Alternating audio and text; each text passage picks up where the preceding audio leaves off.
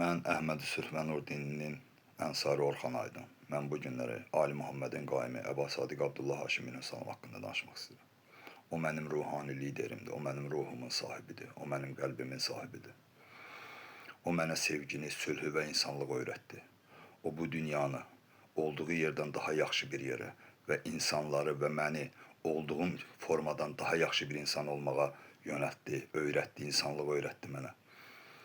Və bu günləri onu dini lider kimi qəbul eləməyənlər, onun gətirdiyi həqiqi Allahın insanlara bəxş elədiyi dinin həqiqətlərini və sevgini, insanlığı bu günləri tağut olan rejimlər qəbul eləmədiyi üçün bu günləri ona əsassız ittihamlar ilə sürülür.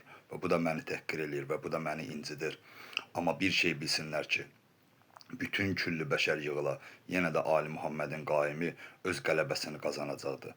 Ləbbeyk ya Əba Sadiq, ləbbeyk ya Əba Sadiq, ləbbeyk ya Əba Sadiq. Allahümmə salli ala Muhammed və al Muhammed, əleyhimmə vəl məhdiyin və səllim təslima.